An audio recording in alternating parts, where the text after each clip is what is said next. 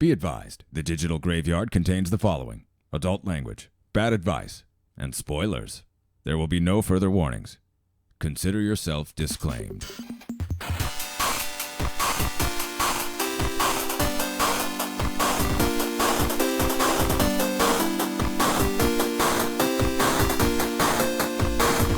Well, the fruits of our labors certainly being enjoyed today. It's Labor Day, and it's the digital graveyard. It will not be a Labor Day themed digital graveyard because I don't even know how we would do that other than just working. I'm one half of the show, Eric Graves. With me, as always, you got Bobby Digital, and like you said, we are recording here on Labor Day, Monday, September 7th. Which will probably mean it'll be uploaded by like the 14th or something. The way that I've been going. I mean, now that I've moved in, hopefully I'll be able to have a better return on these. But I've been really bad about like the last 2 episodes are still not on YouTube right now, but you can still listen to us on Spotify, on Audio Boom, and no, not on Google Play yet. I'm still trying to figure out how to get them up on there, but this is a learning process. But yeah, I will say getting it on Spotify has been so helpful for me. Oh yeah, oh my gosh, being able to watch it or listen to it. It's where everybody listens to them. You know, clearly it's weird. YouTube and Spotify have been the 2 biggest places to listen to, which makes sense, I guess. Nobody really has like Audio Boom as their homepage or anything, I guess. But I don't know. We're learning podcasting. This is a learning process. I was using Pandora for all my music needs, and I was like, that's fine. Yeah. Music and podcast needs. And I'm like, Sure. That's fine. It didn't do anything. I've switched to Spotify now just so I can listen to our episodes and everything. And I'm like, Oh my gosh, this is 100 times better. Yeah, Spotify's pretty good. I begrudgingly say, as a radio DJ, I begrudgingly say Spotify's a good service. I just wish they paid their, artists more. Yeah. I've been able to listen to all of the Fooly Cooly soundtrack. Oh, there you go, Bobby. What else do you need? So yeah, we said it before. It is Labor Day weekend. It is the end of Labor Day weekend. It's Monday right now at the time of this recording. Have you been doing any fun Labor Day activities this weekend? All this weekend, we have been rearranging our house. Oh, like it's literally just been like we're decorating my girlfriend Reba's extra room. Yeah, the guest room. She's making it a Disney room. Yeah, sure, because you guys got lots of Disney stuff. Right, and then like we're rearranging my basement so that like, I got all my gaming set up down here. Nice. And my comics finally put away. Nice. All right, you still got that enormous display case for your comic books? I don't know what you're talking about. That big display stand that you got from like a Sears when it was going out of business or something. Oh, I do, but it's in my garage. Okay, so that's not part of this yet. I'm getting rid of it. Okay. It is a mess. It was a display stand or something like that.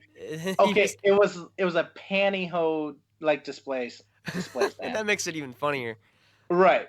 And it was like when we tried to move in here with it, I tried my best to get it down the stairs. You know who you should oh yeah, I remember. But you know who you should talk to? You should see if not Mind's Eye, the kind of issues needed in Apple Valley, because they're always getting new display stuff. I've actually spoken to both of them, and both of them are interested. Only one of them is willing to pay me, though. Oh, okay. Which one? Well, don't say which one. That sounds like we might be throwing shade. But yeah, there's something. You can, because that thing is perfect for displaying comic books. But this is a weird topic. The listeners don't want to hear about our personal. No, this is very personal. Yeah, our personal comic book display furniture. Anyway, I put a couch back together this weekend. Nice. Me and my roommate had our first movie night. We watched The Color Out of Space starring Nicolas Cage, which is amazing. Again, this is a horror movie. It's based on an H.P. Lovecraft short story from 100 years ago. It's about a farmer, and a meteorite lands on his property, and the meteorite slowly evaporates, but there's like a creature of energy that it can't be detected by like our visual range. The only evidence that it exists is this color that it leaves behind that is like no other color in the light spectrum. But and eventually it just destroys the farmer and his family slowly mutate and go crazy. And the great thing about the movie, which is actually a fascinating bit of like horror movie trivia, is it's Nicolas Cage. It's starring Nicolas Cage. There's also Tommy Chong also has a very a minor background role. Okay. But the director is Richard Stanley, whose last film was The Isle of Dr. Moreau, which is one of Marlon Brando's last films. It was famously so terrible that it made him quit directing for 15 years, and this was his first movie that he's made back as a director. And it's And would you say he got better? Oh, it's perfect. Oh my God, it's so good. It makes you wonder what the Isle of Dr. Moreau could have been. Like, the dude, like Nicolas Cage, we all know Nicolas Cage. You know, we watch his movies for the cage rage, right? Yeah.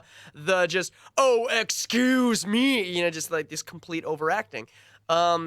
He just does that in this movie. The director just lets him be Cage, full Cage, and it works so well for the story of a farmer slowly going crazy, right? And Tommy Chong is the same thing. Like he's just doing his whole, hey man, far out, but it's super unsettling because it's about, man, the aliens, they came down and they're in the water and in the trees now. You know, it's still just Tommy Chong, but because it's a good director, it's a really good movie. So it's another one of my horror recommendations before we get into the meat of the rest of the show. Color Out of Space is fantastic if you haven't seen it yet. Sure. Well, I mean, other than like the moving around and stuff, so like Reba hasn't seen a lot of like the movies that we loved as kids. That checks out. Yeah, that sounds. Right. I mean, me and I've hung out with Reba more than a few times. Seems like she'd be one of those people who had a different. It's the same with my roommate too. And she my is landlord. Like 4 years younger than us, so there is a little bit of a generation thing. Sure, just a little. Well, it's almost half a decade. I guess that's not nothing. But for example, we watched the first Pokemon movie together. Yeah. Wait, what? Never seen it. Oh wow, that's crazy. Did you? Okay. Yeah. Which did she watch first? Was it like the new remake of the first Pokemon movie on Netflix, or was it the original? Oh, the original. I have the original on Blu-ray, so I was like, we're popping that in. So she hasn't watched the remake that they did on Netflix yet. No, and for anyone listening, don't watch that. Okay. I don't know if you've seen it. I haven't, actually. It's one of those, like, it's so word for word a copy. Sure. And then, like, the visuals just aren't as good. So it's like, why would I bother? Yeah, it's that weird CGI anime that's. But also, they cut out popular. the best joke ever. The Minnesota Vikings one? Yes, the Minnesota Vikings joke. That was so great. It was. Did you know how boring being a child growing up in '90s Minnesota was, and then suddenly the Pokemon movie makes a joke about your sports team? It's great. It's so it was wonderful. It seriously is. It's like one of those memes you see where it's just like when someone in a movie like mentions your state, it's like, yeah. It was awesome. Dude, it's great. It's the same reason why I love Golan the Insatiable so much, which I did rewatch this weekend as well because it's wonderful. One of the most underrated Fox animation domination shows, but it was set in Oak Grove, Minnesota, which is a real town here, and I loved it even more for that. But yeah, anyway, we had a few news stories to talk about, but you said it was pretty sparse this week. Do you want to get into one of them, and then we can kind of bounce back between talking about the news and talking about stuff we've been watching or what we've been playing or whatever? Sure, yeah. This week has been a little lighter than our past few weeks. Just a lot's been going on. Yeah. But yeah, like I said, this week's been kind of slow. But first things first. So, the character Silk, Marvel character Silk, is in talks of getting a live-action TV series. Now, Silk, for those who don't know, it's essentially, played off as a female Spider-Man. What exactly are her powers? Because I'm not sure I know it entirely. So, like, her whole background is that she was bit by the same spider that bit Peter Parker. Okay. Her name is Cindy Moon. Cindy Moon, yeah. She's Asian American, is that correct? Yeah, Korean American. Korean American, yeah, okay. Yeah, so she was bit by the same spider that bit Peter Parker. So she has all of his powers. Plus, she has organic webbing. Okay, so she doesn't have a web shoot from her fingertips. Oh, yeah, I knew there was something different about that, too. Okay. Yeah. One of the kind of better jokes they do in the comics is that, like, because they were bit by the same spider, they have a weird pheromone that they release that makes them both attracted to each other. Oh, that is Like- that's some dramatic comic book writing. Actually, there's a lot of interesting stories they could do with something like that. Right, and it seriously would be like Cindy tried to go on a date and Peter was around. And she can't focus on her date. Right. Or Peter is on a date with MJ and vice versa. You know, there's a lot of, it's humorous, but also quite dramatic. There's a lot of stories you can come up with stuff like that. Like Dakin, Wolverine's evil son. One of his powers is pheromone, and he doesn't tell anybody about it. But that's honestly a more interesting aspect of his character is that element of it, that he can manipulate people with his pheromones. You know. So it's the subtle powers like that I'm always a fan of. Like little you don't think superhero power, but it's something that they can do, and I'm always interested in that. Right. So the B powers, if you will. Yeah, and it's always played for laughs, like in the comic. Yeah. Because it is just like if ever they're left alone, like they start boning. Oh man. but yeah. Get it, Tom Holland. What? Get it, Tom Holland. Yeah, for real. But yeah, so Sony is in talks of producing a show for her, nice. Which I mean, yeah, there hasn't been a live action Spider-Man type show since the 70s, maybe. Well, yeah, I mean, certainly it's a predicated move. We have the DC television universe, which is doing much better than the movies are. Well, I don't know, much better. I can't dollars and cents, but it's very well received. Is the Flash and the Arrowverse and all of that. There is going to be a continuation of the Marvel televised series that connects to the cinematic universe. We also have the Marvel Netflix universe, which also kind of connected, but now it's sort of up in limbo right now about how much is what. But yeah, Spider-Man is an interesting example of that because it is still owned by Sony. So is this going to be affiliated with Disney or the Marvel universe in any way? No, it specifically says it's going to be its own Sony Pictures TV thing. So will it be affiliated with Venom and the Sinister Six movies, and that it's going to be that they're gonna at best it would be related to those. Okay, but we're not sure. Probably keep it separate, honestly. Okay, so right now that's not a known quantity right now. We were just speculating about whether this will be connected to the rest of the movies or not. So far, we do have executive producers Phil Lord and Chris Miller. Okay, I don't know those two. I've heard the name Phil Lord a lot. Yeah, sure. He's probably one of those, like, his career is in producing. I bet if we looked up his IMDb page, it would be a lot. You know, I'm gonna do it right now. I'm gonna look up Phil Lord and Chris Miller.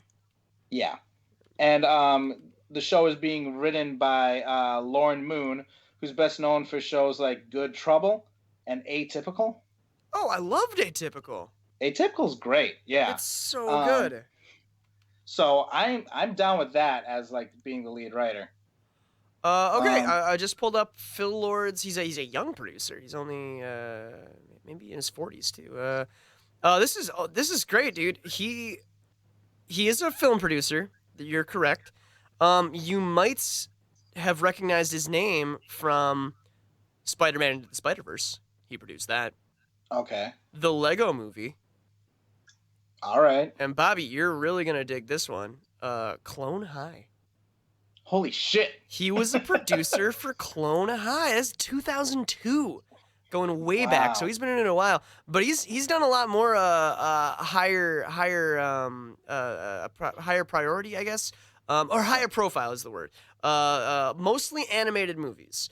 Which isn't bad. That just means but some of the best animated movies ever, really. Into the Spider-Verse, and you said Lego Batman? He's produced episodes of Brooklyn Nine-Nine. He's produced episodes of How I Met Your Mother. There's a 22 Jump Street, the sequel to the movie that was a remake of a 90s show. But yeah, lots of mostly animation. So Spider-Man Into the Spider-Verse. He also did the Lego Ninjago movies, Son of Zorn. I don't know if you remember that one. I remember Son of Zorn. Yeah.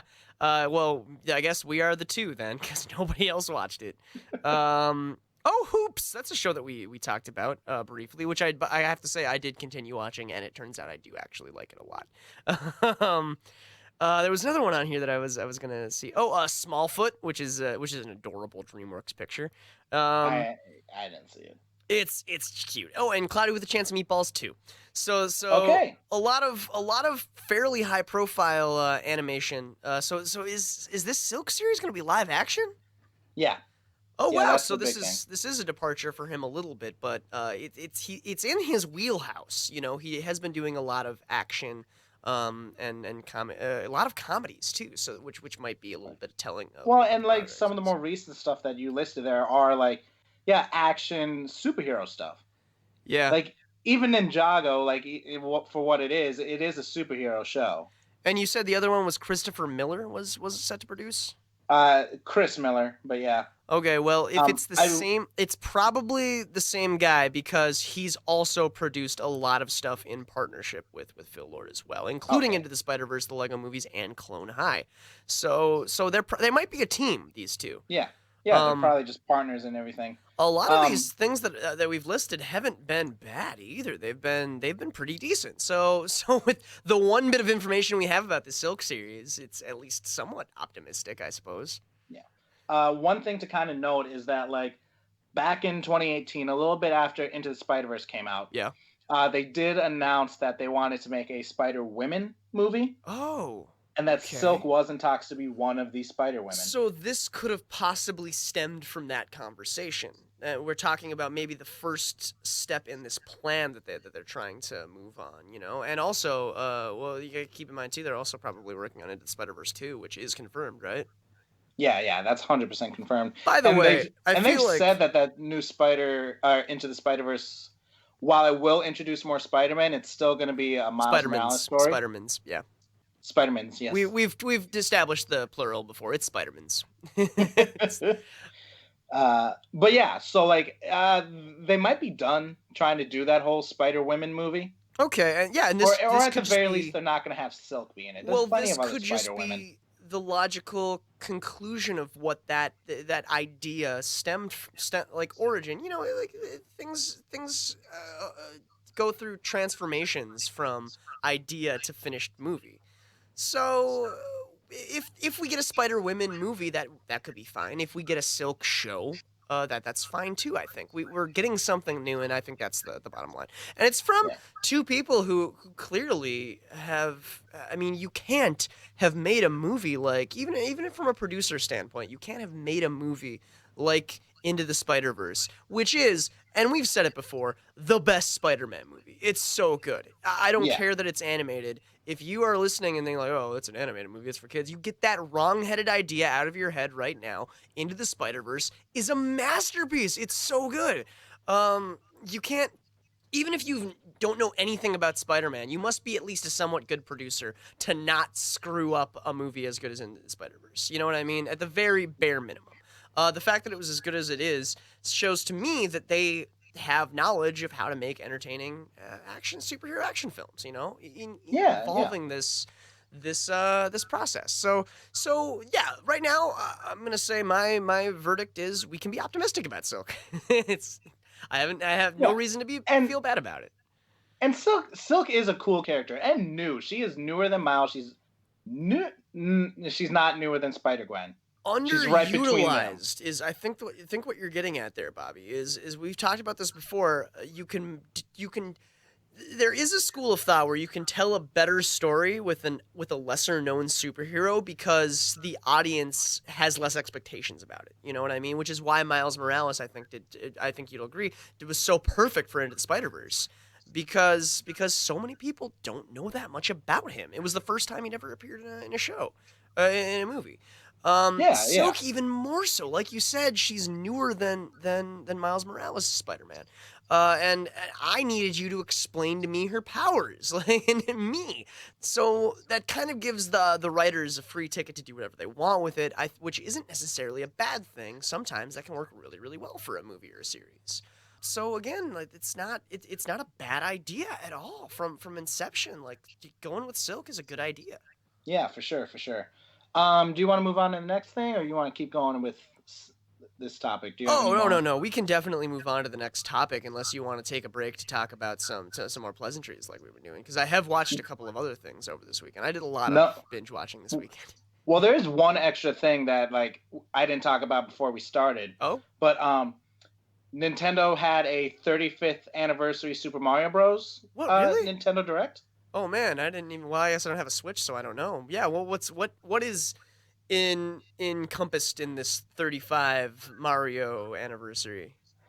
So pretty much they were like from now until I think October of next year, they're going to be releasing a bunch of games and merchandise, all celebrating the 35 years of Mario. Wow, Yeah, 35 years. That feels like almost. It's weird to say. It feels like Mario's been around longer, but I know even though I know that he hasn't. Like, just because he's such a part of the zeitgeist, not only of American youth, but of just everywhere. He's the most recognizable video game character in the world, you know? It's like... Oh, yeah, some people will go as far as to say, like, the only fictional characters bigger than him are, like, Mickey Mouse. Batman. I mean, but that's exactly what I mean. Like, Mario feels like one of them, right? Like, it feels like he should have originated in, like, the 60s or something. It's like, no, it was the mid-80s. It's so weird. But here we are, 35 years later, and now Mario. That's awesome, dude. So have you gotten any of this package yet? Yeah, so they announced a lot of things right off the bat. The first thing they're going to do is, you remember the Game & Watch? I do. So they're releasing a brand new Game & Watch that's going to be loaded with Mario's 1, 2, and the Lost Levels. Back up, man. A brand new Game & Watch. Like, that's a big deal. They haven't made Game & Watch in so long, dude. Yeah, and yeah, it's going to be like gold and all, like, 35th anniversary collector's edition version. You're telling me. And I want it so bad. You're telling me it's the golden Game & Watch? Yes. That's the most Nintendo sentence you can say. So much. That's great, dude. Oh so you don't have this one yet, or did you already get this one? This comes out in November. Okay. So you got your antenna open for it. Oh yeah, I'm totally getting this thing. That's quite a collector's item by the sound of it. Yeah. Some of the other things that are coming is so they're Mario and Luigi RC cars. Oh, okay. All right. With cameras mounted to the back of them to connect to your Nintendo Switch to play in VR. What? So but they're RC cars, so which implies that they're remote control somehow, right? Yep, through your Switch. So the camera, you put a VR headset on, and you can see from the perspective of the RC cars? Am I getting that right? Exactly, yeah. Oh. You can build your own tracks around the house or around a park or whatever, and you can play it as though you're playing regular Mario Kart. Look at Nintendo trying to make RC cars cool again, dude. Dude, that's really fucking great. That's great. I never would have thought about that, but that is absolutely something that the Switch could do, you know? Like, Nintendo can sell tracks for them now.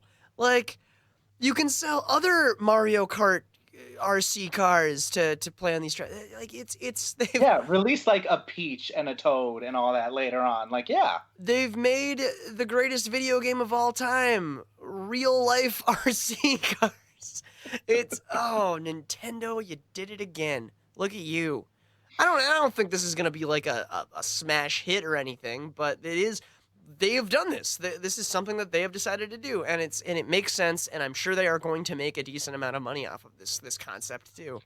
It's just Nintendo, man. It's the greatest family company ever. Nintendo is never going to go bankrupt. I don't care what anybody says. Anybody. No. Yeah, if you got anything to say about Nintendo in the comments right now, you're wrong. I'll say it there. But yeah, so that's being called Mario Kart Live Home Circuit. Yeah. Which, I mean, Home Circuit is a pretty good name for it. But some of the other things released. Super Mario 99. Super Mario 99. Essentially, it's going to be free to play on the Switch, but it's playing like the first Super Mario Brothers. Oh, okay, but that didn't come out in 1999, did it? No. It certainly didn't. No. So the point of the game is that like every time you defeat an enemy or bust a block or anything in that, it's going to affect another player's game that is currently going on. So like, think of it like Tetris attacks. How like when you interact with the blocks, it would affect your opponent in some way. Is this like massively multiplayer or something? Yes, that's why it's 99. So every time you hit a block, it affects one random player's game somewhere in the world? Yep. That's going to be chaos. Exactly. Oh my god. The point of the game is to be the last one like living. There's kind of a lot of news about Mario in this segment here. This is a lot of really interesting concepts right now. Right. And the last two things are all ports coming to the Switch. Okay, well that's still cool. Yeah. Super Mario 3D World, which is the one with the cats. Oh, okay. Well, that one's being ported to the Switch with some extra bonus content. All right. And the other thing is Super Mario 3D All-Stars Collection. Yeah, that's enough adjectives, I suppose, for a Mario game. But it's got Mario 64, Mario Sunshine, and Mario Galaxy. Oh, so it's a collection of them. Okay, that makes sense because you said a collection. I should have been listening better. Okay, yeah, that's awesome. All right, so that's all the Mario news. That is all the Mario. Want to hear about this thing I started watching on Disney Plus? Yeah, sure. Okay, Earth to Ned. Okay. It's a talk show from the Henson Company about an alien who was supposed to blow up Earth, but then fell in love with celebrities, and now he started a talk show. And obvious, since it's from the Henson Company, it's Brian Henson, Lisa Henson's brother, who I guess they're both still the head of the Henson Company, because I did wonder about that before. But yeah, this is so Brian Henson, because he always seemed to be a little more involved in like the comedy aspect of it. It's family friendly, obviously. There's no like swearing or sex or violence or anything. But this, if this isn't everything I loved about the Muppet Show, just it's very intelligent humor, and it's only really two or three, four puppets, you know, because they got a lot of little like fraggly goons hanging around. But there's his sidekick and him. And he's like, this is just these two aliens that are on the spaceship, and then it's just a talk show. So it makes a lot of sense. Probably because you could probably film this fairly socially distantly. But the first episode they had Andy Richter on and Gillian Jacobs, and it slowly, like every episode, it seems to be like there seems to be a world going on outside of the show as well, where people are aware that there's aliens that are invading or something. Because some of the guests are like, oh, yes, no, I am aware. What are the weaknesses of this ship, if you don't mind me asking? And he's like, we'll talk about that later. There was a joke that cracked me up, too, where he was like, would you like to sing a song with me? And he was like, yeah, I'll sing with you. I'll sing with you forever until the end of the world. And then his sidekick goes like, that could be way sooner than you think. And then he goes, yeah, that could be way sooner than you think. But let's get started. And I just, like, died. So it's really intelligent humor. And it's that classic Muppet charm too. It's delightful, man. If you didn't like that new Muppet show on Disney Plus, I think you should give this a try. Earth to Ned. It's really I watched the whole thing in like one go. I thought it was stupid funny, man. That's what I want to talk about. That's just one more thing that I watched this weekend. But and that's the perfect thing to do with the Jim Henson Company, because like since Disney bought them, all they did was make 2 movies, and that's really been it so far. Yeah, they didn't have anything to do with the Dark Crystal that they made either. That was on Netflix, you know. Yeah. And might still be. I don't know. We'll see. But this is the other reason it's perfect is because, like you said, Disney bought them. They have so many, a very wide breadth of guest stars on this show. They have Rue Paul, and like I said, Gillian Jacobs and Andy Richter. I just love Rue Paul, man. Well, I mean, doesn't it make sense a little bit? Like, going back to the original Muppets, Miss Piggy has always been voiced by a guy. She's supposed to be not necessarily a drag queen, but a masculine woman. You know, it's always been a colorful, fun time. I feel like RuPaul and the Muppets are like on the same wavelength. That sounds weird, but and maybe like RuPaul is even like a Muppet super fan. I bet you know what? I bet RuPaul's a fan of everything. That guy's amazing. Anyway. I mean, I will say, so So I would come home and Reba's watching this, like Rue Paul's like haunted drag race type of deal. Oh, or yeah. whatever it's called. Yes, Dragula, I think is what it's called. Dragula? Oh, Yeah. wonderful. Yeah. So it's exactly as all of his shows are, where it's like, men in drag doing a show, but it's all like horror themed. Every episode is horror themed. See, RuPaul's great. That's everything that you're describing is awesome. I wish RuPaul was my gay dad. God. Anyway, as opposed to that's my normal straight cisgendered white dad. I mean, obviously, just run of the mill. Anyway, no, RuPaul seems like he'd be so much fun to be around. I love you, Daddy Graves. I shouldn't say that. Anyway, that was mean. I wish RuPaul was my fun uncle. That's that's where we go. Anyway, so yeah, no, but yeah, check out Earth to Net. It was pretty fun. They had a lot of guests, and it was actually there was some. It got pretty serious. I think the last episode they talk about how difficult it is to transition from Broadway to Hollywood because of how formulaic the casting process of those two mediums becomes and how it breeds different kinds of actors. And then they make jokes about butts or something. But so it was actually pretty good. But yeah, that was one more thing that I had watched. Do you want to move on to some more newsworthy talkings? We're about halfway. So, we're about halfway done with the time right now. Sure. We literally just found this out like an hour ago, not even. Oh man. But director Ridley Scott confirms that he is working on a new Alien film. Oh man. Well, okay, this is a big deal because Ridley Scott hasn't been that involved with too many of them. I don't know if he was involved in Alien Covenant. I think he was involved in Prometheus.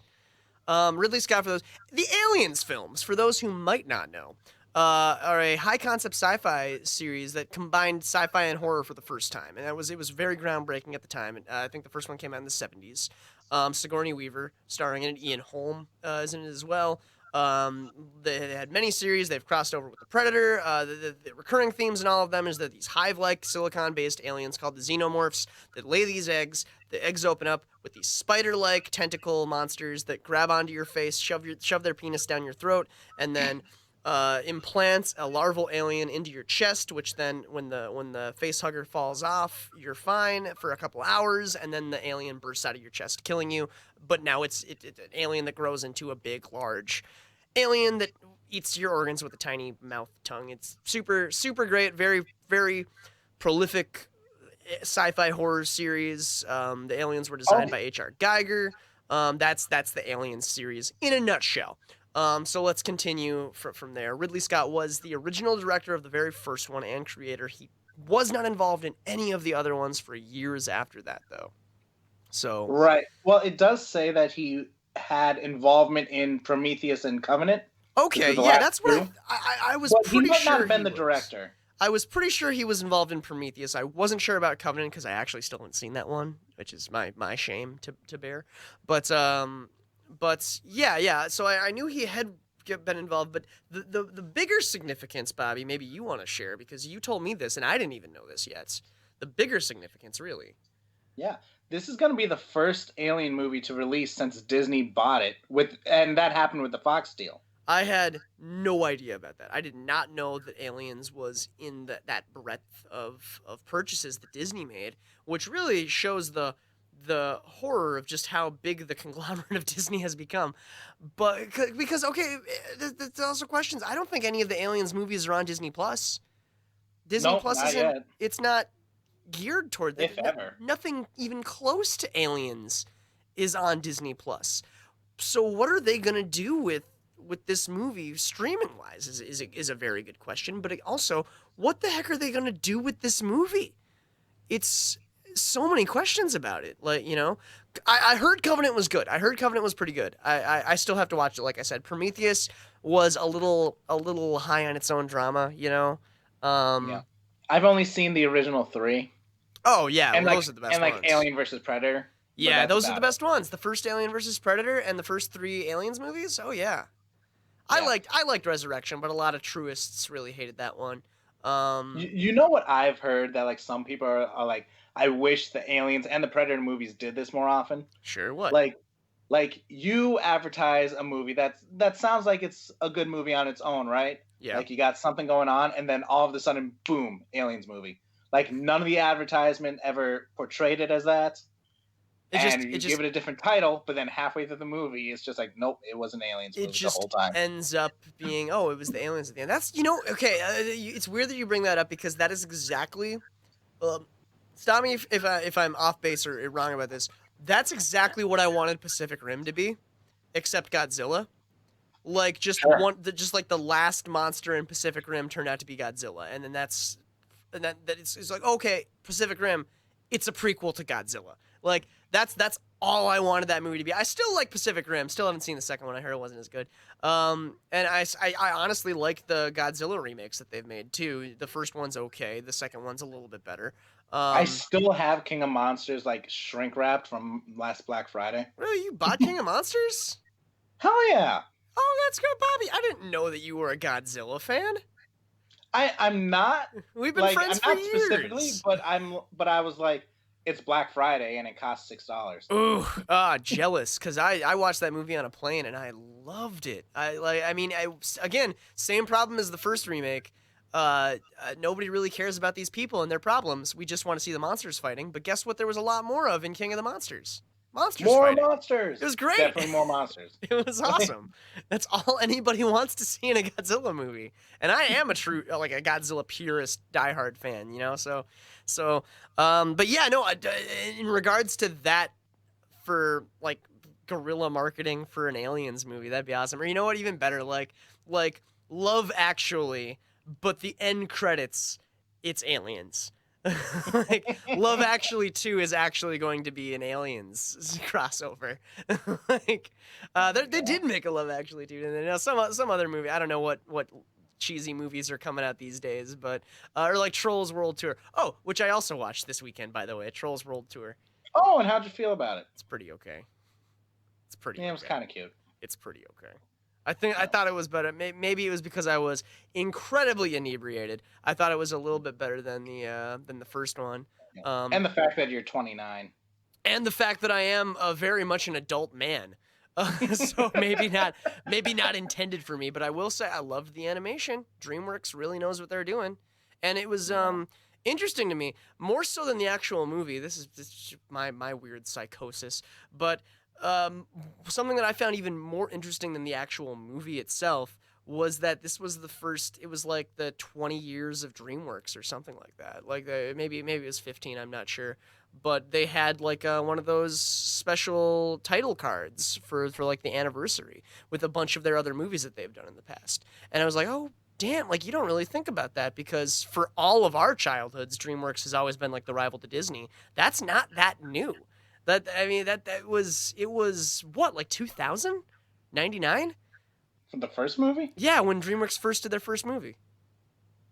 Yeah, it would be like 99 or so, because everyone says it's Shrek, but it's not. The first movie was like Prince of Egypt or something. Yeah, Prince of Egypt. I know they did like El Dorado too. Or was that Warner Brothers? I don't know.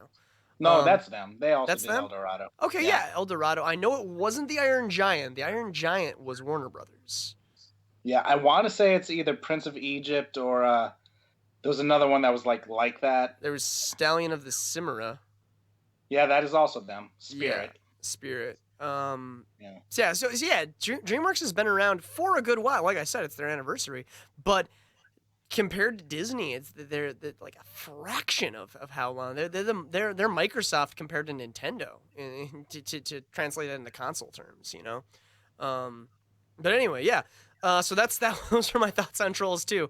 Maybe not the thing that was intended to be taken away from that movie, but I thought that was interesting. Anyway, yeah. Like I saw that movie too, and my one complaint was that like you didn't show off enough of the other genres, I feel. I felt that too. Even the rock Trolls is like, oh, the 3 rock songs that every white high school dance has on, like it's like Crazy Train, Scorpions, and one more, I can't even remember it. But yeah, I don't know, man. It was interesting. And then that one really sad country song, which I don't even know country. That's not indicative of the rest of the country music genre. No. It seems off to me. Although they did have Daft Punk in the beginning for the techno trolls, and that was awesome. Daft Punk. Yeah, but it wasn't Daft Punk singing. No, of course not. Daft Punk doesn't sing. It was it was none of the actual people singing. Well, no, because it was Carrie Underwood who was that country horse. Oh, that's right. That's true. Ozzy Osbourne didn't sing Crazy Train though, even though he was in it. Yeah, Ozzy Osbourne was in it. It's so weird. It's so weird. Can that guy even sing anymore though? I don't know actually. He hasn't gone on because tour. I know he's stupid sick. He canceled the last 2 years of touring, and I know this because I'm a rock radio DJ in my non-podcast life. When the glamour of podcasting is done, I have to go back to the radio. But the glamour of local celebrity radio. Yeah. Anyway, for the last 2 years, Ozzy's had to cancel his North American tours. He's not doing great, man. He says he wants to do a couple of single performances still though, but his world touring days are over. He's a very old man. It's anyway. We were talking about trolls too. We got in a weird tangent where we were very concerned about Ozzy Osbourne. We were talking about aliens, man. We weren't talking about aliens, and then and before that we were also talking about aliens, but it was Muppets, man. This is like a typical conversation for me, for Digital Engraves. This is how we talk when we're not in a podcast, but I guess it's also how we talk when we're doing a podcast too. You have more news though that you wanted to bring up though. Yep, really just one more big thing. So one more big thing. Okay. So Netflix has been doing really good with this whole video games turned into TV shows thing. So our next thing is a live action Resident Evil show. Oh. It's just being called Raccoon City. Okay. So from the looks of it, we're not getting any of the big characters from the series like Chris Redfield or Jill Valentine. Or Jill Valentine or Leon Kennedy. Leon, yeah. They're doing the thing that The Witcher did. Claire Redfield. That was another one. Yep. And those are the people from Resident Evil. Go on, Bobby. Yeah. So they're doing the thing that The Witcher did where we got two timelines going on and they'll kind of intersect at a certain point. Okay. Well, the interesting thing about The Witcher, though, the Witcher adaptation that Netflix made wasn't inspired by the games, I don't think, so much as it was by the books that inspired those games. To my knowledge, a lot of people forget that The Witcher is a book series first. Yeah, because it was a video game second. It was like a very popular Eastern European fantasy novel series. I don't think it was that. I could be wrong. I don't think it was that popular in the United States until the games came out, though. I'd never heard of it before that. Me neither. It was like Witcher 3 until I realized that they were even inspired by novels.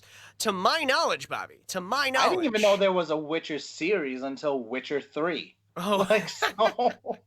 To my knowledge, Bobby, Resident Evil is not inspired by any such novels or comic books or anything like that. It's just been a video game series.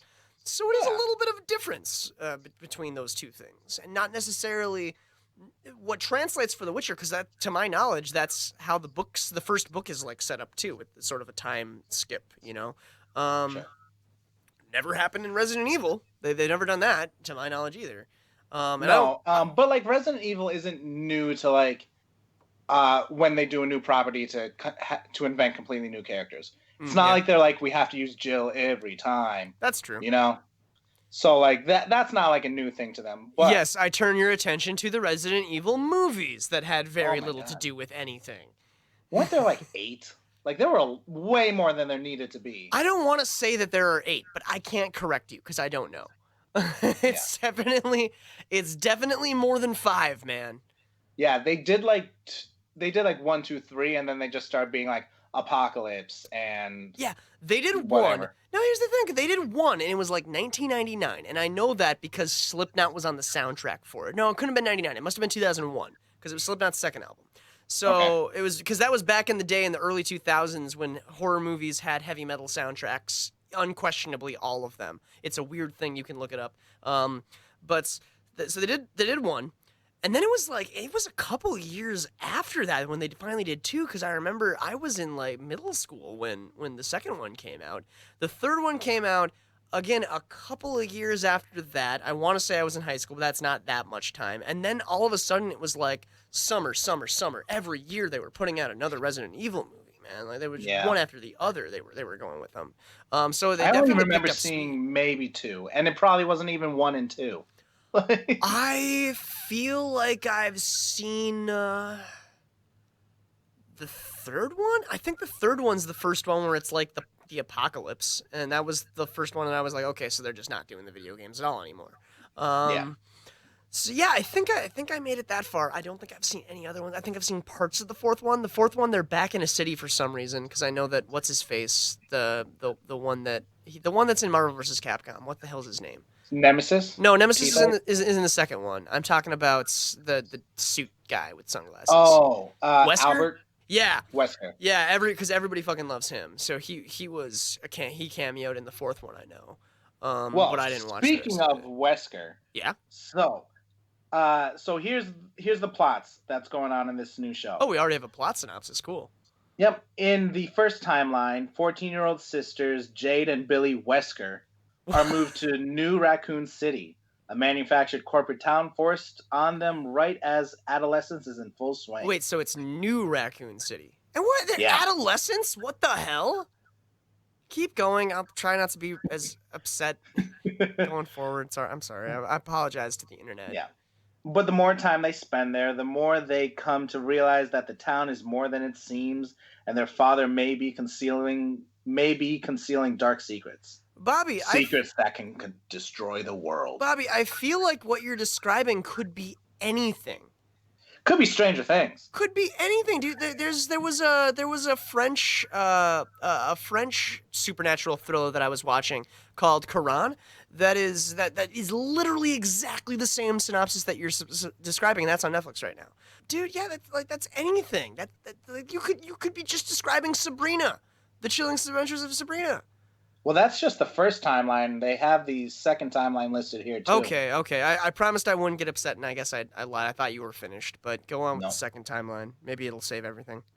Cut to the second timeline. Well over a decade into the future, there are less than 15 million people left on the planet, and more than 6 billion monsters. People and animals are infected with the T virus.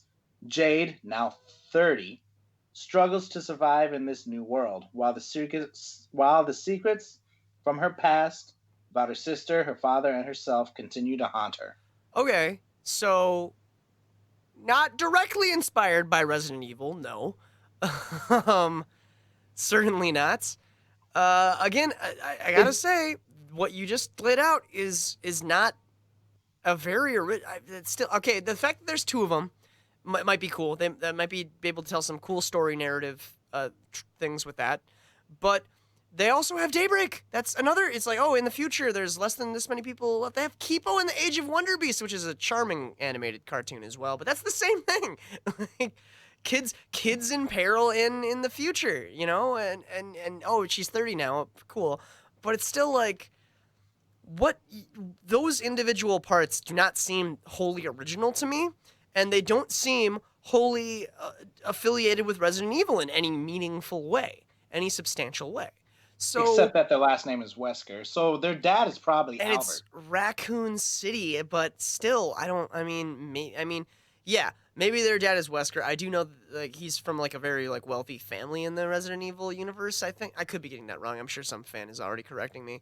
But yeah, my knowledge of the Resident Evil franchise extends to like 1 and 2, 4, and that's really it. I played a lot of them. The only one that I own was the remake of the first one, and I didn't realize how difficult that game was until I started replaying it again. Because the height of Resident Evil's popularity, which is, you know, the early 90s, the days of PlayStation 1 and PlayStation 2, I'm going to make that claim. I mean, they've had fine games since then, but they've had a lot of very not fine games as well.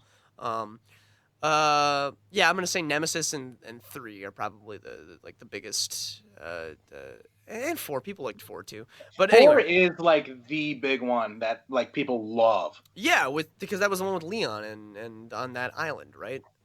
Right, and like it's not as slow as like the ones beforehand, Yeah. but it's not as like stupid gun happy as the ones that come afterwards. Yeah, it's still a Resident Evil game. Not so much because there was like conserving ammunition was a big thing in the first ones, and when they started moving away from that, people really did not have a good time with Resident Evil. But yeah, I remember. I mean, that was to call Resident Evil 4 AAA is not. I mean, it was a smash hit when it came out, dude. Like I remember X-Play had like a whole episode dedicated to that. Oh yeah, well, and so like the funny thing about Resident Evil 4, right? Yeah. So when the GameCube came out, they made a deal with Capcom to be like, okay, Capcom, you're gonna make, I think, 5 games exclusive to our system. All right. And Resident Evil 4 was one of them. They did that, and then right away, Capcom was like, we can't just have this be exclusive. You can't do it. That would just be yeah. We made too good of a product here, so. So what you're saying, Bobby, is Resident Evil is the first AAA game that started the trend of platform, a Unity. Whereas where if you release a AAA game, you can't do it exclusively. You have to release it on all platforms. Because back in the days of PlayStation 2 and GameCube, exclusivity was a big deal, and we have brought this up on the show as well before. You don't see that so much. That was the thing about the PlayStation 3 and the Xbox 360. Like every game was going to be available on both if it was a AAA game. You know, it was the smaller titles that were exclusive, and that was it. I mean, unless it were like, made in-house by that company, like the Marios or Zeldas. Not a Mario, Halo, obviously. It's that's interesting. But we might as well not have brought it up because clearly it doesn't have anything to do with this Netflix series that's coming up. No, but we're talking about Resident Evil. That's true. We're talking about Resident Evil, but I mean, we could be talking about anything. This Resident Evil, this Raccoon City. They can't even call it Resident Evil. You know, it just takes place in a town in the Resident Evil world. That's all. I mean, can you call the movies Resident Evil? Like, I guess they can. You could. I think the first 2 you can. I really do. You know, even the first one was not a true telling. There's Alice. I don't think Alice is a character in Resident Evil. Even though that's. I can't quote you on that. Yeah. Yeah, I'm not sure. But you did have a SWAT team inside a mansion. There's a secret laboratory underneath it, like that. Yeah, that happens in Resident Evil. Totally. They had zombies and monsters that looked like the zombies and monsters in the Resident Evil games. That's true. The second one was, I will say, I mean, not the best one. It wasn't that great. It especially hasn't aged very well, but it's a product of its time. The second one was far and away the most accurate because they clearly wanted to make that feel like a video game to muddied effect. But Nemesis is in that one. There's a lot of lickers in that one too. There's the team men, the big dudes, and a city full of zombies, which is very true to Resident Evil 2 and 3, I think, which is the one that I played the least. But yeah, you know what I mean. And then the movies just kind of went off the rails. But again, I can't say for sure because I've only watched up to like 3, and I think 4 is kind of accurate. I don't know. But so I don't know. I guess we can't get upset that Netflix is going in a completely insane direction with Resident Evil because that's Resident Evil, baby. Like the games went completely insane too. You know? Yeah, the games will flip flop between like, your SWAT team invading a mansion or even protecting a city. Yeah. Or invading a country in Africa. Or in the newer ones, like you just go into a house that's like magic. That's insane. There's some weird bullshit. I have no idea. Or Resident Evil Village, which actually looks stupid good. But who knows what that's about? It looks like The Evil Within, which The Evil Within was supposed to be like a remake of Resident Evil 2 because it was the same guy for Bethesda. So yeah, like I guess the takeaway from all of this is Resident Evil is just a feeling inside our hearts. It can be anything, as long as it's got zombies. That's the one thing. It's a movie with zombies. You might as well call it Resident Evil. My one thing though is if they do bring some of the characters from the games, sure. Like specifically Chris Redfield, if they bring him in the games, he's got to punch a rock. Like, do you know that whole bit? No. What is this? In Resident Evil 5, like they have QuickTime events, right? So yeah, okay. So there's a point where he's like being Indiana Jones by like a boulder, and he just like stops it with his fist and then just like punches it over and over again. Well, it's okay, like, it's a fucking rock. Dude. Wasn't Resident Evil 5 famously the one that everybody hated? Yeah. Yeah. Okay, that starting to make a little more sense now. Cool. I think 6 is the one people hate more. Yeah, but, I know that they had a big drought where they were just not good. People were not having Resident Evil games. People weren't happy with Resident Evil till 7 came out. That's the last one that came out, right? Yeah. Because Village is 8. Yeah. Okay. Yeah. I do remember 7. Like a mutual friend of ours, Andrew, who used to work with me when I worked at a Jiffy Lube. He was nuts so obsessed with Resident Evil 7. He was because he's not a hardcore gamer, but he was a gamer of our age, and casual gamers of our age flocked to 1 or 2 titles. Resident Evil was one of his, and he was just he couldn't believe how good it was. Like, he would not shut up about it. So if you're listening, Andrew, I'll play it eventually, probably. That game scared the crap out of me. That's what he said. I played it in VR. Oh no, Bobby! Why would you do that? Like, I went to a friend's house and he was like, I have it on VR. I put it on and like, it's just a scene where I have to crawl under the house. Ugh. And then one of them is like at my feet, like, chasing me. And I'm like, I hate every second of this. Too spooky for me, Bobby. Too spooky for me. Oh my God. Like, 3 spooky, 5 me. What you're describing right there, man. Because I remember watching the trailers. I did feel like it's like, oh, this gives me the vibe of The Evil Within, and The Evil Within I think was a wake up call to Resident Evil. Who makes Resident Evil? Was it Capcom? Yeah. It must be a wake up call to Capcom, because clearly enough people were dissatisfied by the games they were making that one of their developers going over to Bethesda making The Evil Within, because The Evil Within has never had bad reviews. Both games did fairly well. I feel like that must have been a wake-up call to them. And I think Village is another response to that. When I say, like, Village very much looks like The Evil Within, is like, yeah, well, Resident Evil 7 kind of did too, but The Evil Within is supposed to look like those first Resident Evil games, except set in, like, a creepy, like, Spanish Victorian village somewhere. Well, right now, in general, Capcom is going through, like, its own little renaissance, because there was just a period where they did everything wrong. And I thought of this when you first mentioned Netflix video game adaptations. I'm sorry, I forgot about it, so it took me this long to bring it up again. But you mentioned Netflix doing video game adaptations, and you mentioned Resident Evil and The Witcher. Well, Resident Evil is from Capcom. Another video adaptation that we have mentioned a few times on the show so far is Dragon's Dogma, which is also Capcom. Do you think, I mean, obviously it's just, at this time, we're just conjecturing right now. This is completely not going off of anything except 2 titles. But do you think Capcom Netflix deal might be something on the horizon?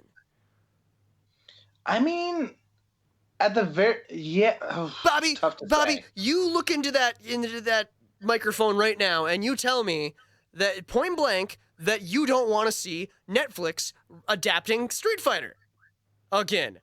Oh my God, that'd be great. That would actually be great. We're overdue for another Street Fighter movie. You know it as well as I do, America. Get on it, Netflix. Now, but like I was saying, right now Capcom is going through like its own like little renaissance with all of its games. Like, because there was a time we didn't get a new Mega Man game for over 11 years. Sure. And then they gave us Mega Man 11. Yeah. Which is great.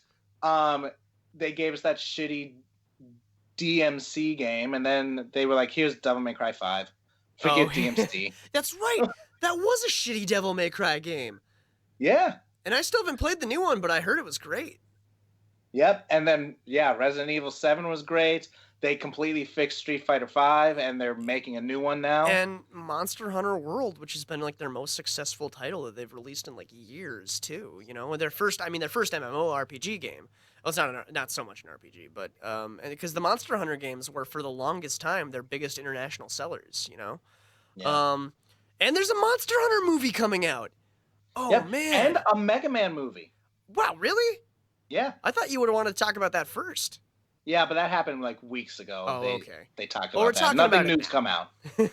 But you can't say, okay, like, so if we're running out of time, but I think this is a really good way to end the episode. Let's say if Capcom does have a Netflix deal or any kind of like deal with Sony, DreamWorks, what have you, you know, just any kind of like movie studio adaptation deal, what would you most like to see coming to Netflix or Hulu or even Amazon Prime or what have you? Like, what Capcom titles would you most like to see adapted into a film? Okami. Ooh, Bobby. Yeah, Like- or Beautiful Joe. Like an animated movie or an anime series or what? Okami should be a movie. Yeah, definitely. Like, hell, I would get like Leica to work on that. Dude, are you saying a stop motion animated Okami movie? Wouldn't it be beautiful? From Leica Studios, my favorite thing that exists in the world? Yes. For those who don't know, Leica Studios did Coraline, they did Paranorman, they did Missing Link, the Box Trolls, Kubo and the Two Strings, and I think that's all their movies that they've done, but they're great. Dude, now that you've said it, I just got the weirdest boner. And no, I'm for it. I'm here for that. Beautiful Joe Netflix anime series, perfect. Even with that CGI anime that they've been doing, that would be fine. You know what I mean? Because that was how the games were. Well, what about you, man? Like, I want a Street Fighter movie. My favorite things that don't get enough love from Capcom. Well, I want a Street Fighter movie. I'll say it, but I'll tell you this though, Bobby. Even more so than I want a Street Fighter movie, if it had to be one or the other, I would want a Darkstalkers movie. Ooh, yeah. Because I don't know if you've watched Netflix. You just want to see a live action sexy Morgan, right? And Felicia, yeah. Those are the two. But because there's never really been a story with Darkstalkers. Just like any fighting game, they don't really have stories. They just have events that happen in between the games, and you have to buy the next game to find out. But Darkstalkers has never given a shit about any of that, really. Like, their characters have just ridiculous, like, oh, and this happened, and this happened, and this happened. Like, I've never been able to follow it, so I don't care. You can do anything you want with the Darkstalkers characters. I'm not going to mind. But when you look at, like, I don't know if you've watched, because Netflix did a recent adaptation of Doom, which was actually okay. Not great, but it was pretty good. It was better than the one that from the 2000s they did. Way better. I remember seeing that movie and not putting two and two together, that it was like based off of the video game. Oh, really? And just when that scene came where it went into first person view, I was like, God. oh, this is a video game. I remember going to see that movie thinking it was going to be scary, like the games, and just being so disappointed by all of it, dude. It was not even even by 2000s action movie standards, not a scary film. The one that Netflix just made was pretty okay. I don't want to call it a good movie, but it was okay, dude. Like, it was truer to the Doom games than the Rock version was, I thought, even though the basic story of all of them has been the same. A portal to Mars that goes through hell. Anyway, but if it was something like in that same vein, like, you know, it's a video game movie, it's okay if it's cheesy, doesn't have to be scary, doesn't have to be too high production value, I wouldn't mind, honestly. Like, if you wanted to make a Darkstalkers movie in the vein of like the Underworld films, you know what I mean? Okay. Where it's like, oh, Morgan's a vampire and she's got she's a succubus in real life, sorry. But it was like, oh, or Jay Talbane, who I would, the werewolf, you know? Who's clearly a very well-to-do gentleman. He's wearing a suit before he turns into a werewolf every fight. So he must have just lots of suits just lying around. What if it's like a detective series starring Jay Talbane and Felicia, because I know that they're connected. Their backstories and are their backstories connected? Yeah, I only know like 2 of their backstories. I don't know. I think they're part of like the same group. I'm not sure what all that entails. I know Morgan's the main character that everyone knows. She's like Irish and she's from like a very wealthy family or something like that. And Felicia's like a nun who wants to be a pop star. Is that her story? Weird. Anyway, yeah. There's so many, and you can just have these weird monsters. I feel like Netflix can have a really fun time with it.Maybe it won't be good. Maybe it won't be.